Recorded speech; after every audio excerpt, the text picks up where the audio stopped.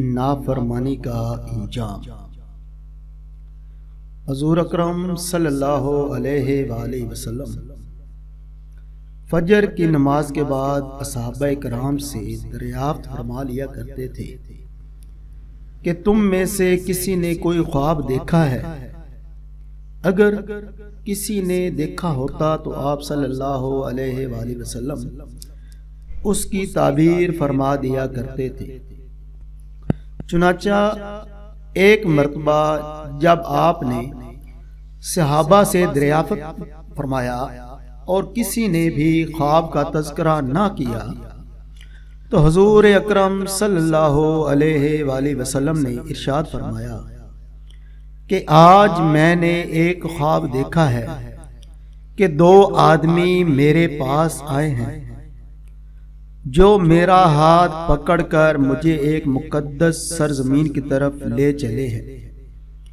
کیا دیکھتا ہوں، ایک شخص وہاں بیٹھا ہوا ہے اور دوسرا ہاتھ میں زنبور لیے کھڑے کھڑے اس بیٹھے ہوئے شخص کے کلے چیر رہا ہے، اور جب ایک کلا گدی تک چر جاتا تو وہ دوسرے کلے کے ساتھ بھی یہی معاملہ کرتا، اور اتنی دیر میں اس کا پہلا کلا درست ہو جاتا، مگر وہ شخص پھر اس کے ساتھ یہی عمل کرتا۔ یہ دیکھ کر میں نے دریافت کیا آخر یہ کیا بات ہے؟ تو دونوں کہنے لگے آگے چلیے۔ ہم آگے چلے تو ایک شخص پر سے گزرا جو لیٹا ہوا ہے، اور دوسرا شخص اپنے ہاتھ میں ایک بھاری پتھر لیے اس لیٹے ہوئے کے سر کو نہایت بے دردی سے کچل رہا ہے۔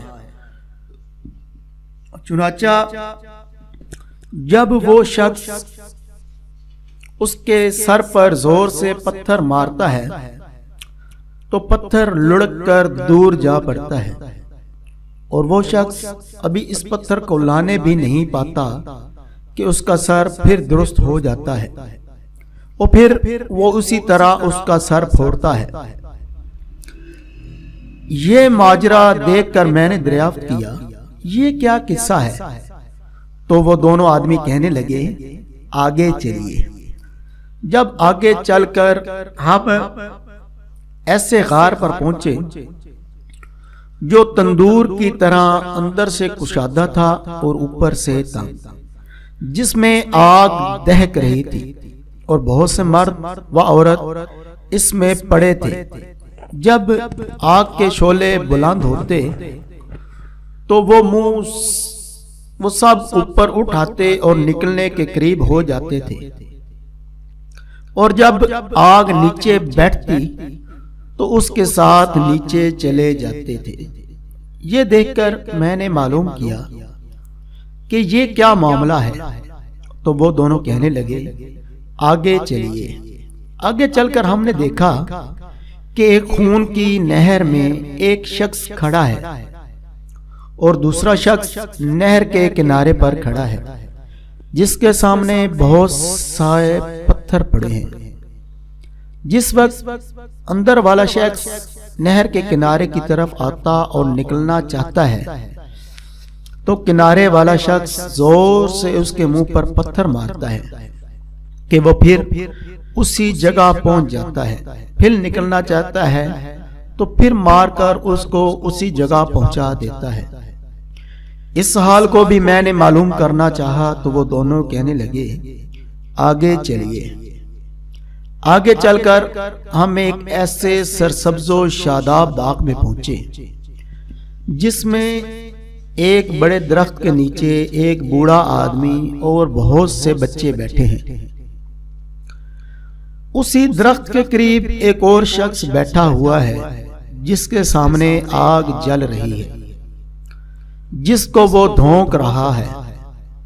پھر وہ دونوں مجھ کو اس درخت پر چڑھا لے گئے جس کے درمیان میں ایک خوبصورت مکان تھا۔ وہ دونوں مجھے اس مکان میں لے گئے۔ اتنا عمدہ مکان میں نے کبھی نہیں دیکھا تھا۔ جس میں بہت سے بوڑھے، جوان اور بچے موجود تھے۔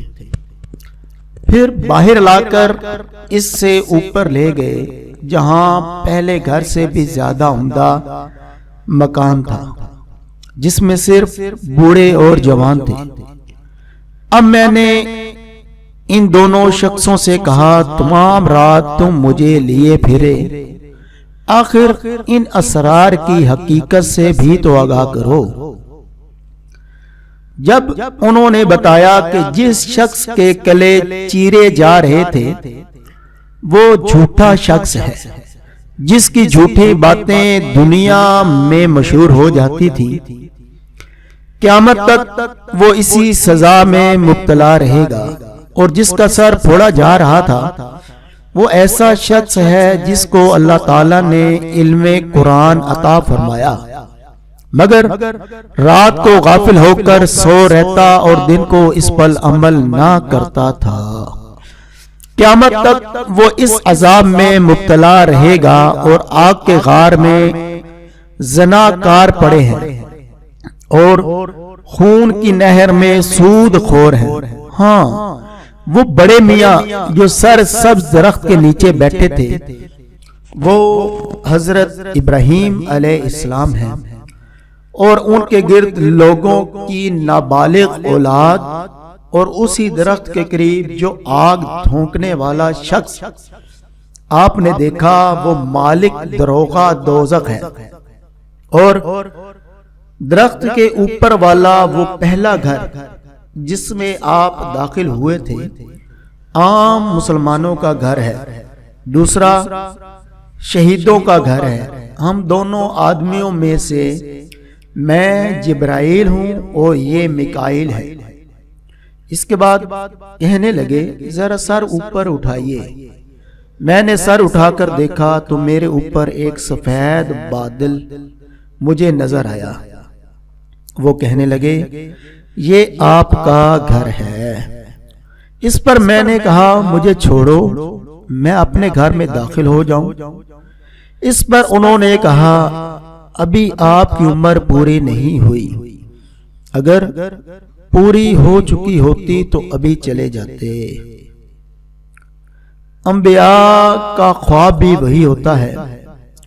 اس سچی حقائق سے جھوٹ، بے عملی یعنی قرآن پاک کا علم ہونے کے باوجود اس پر عمل نہ کرنا نیز زناکار، سود خور کی سزاؤں کا حال نابالغوں، عام مسلمانوں اور شہداء کے درجات کا حال معلوم ہوا۔ اللہ تعالی سب مسلمانوں کو ہر قسم کی برائیوں سے محفوظ رکھے اور نیک عمل کرنے کی توفیق عطا فرمائے۔ آمین ثم آمین یا رب العالمین۔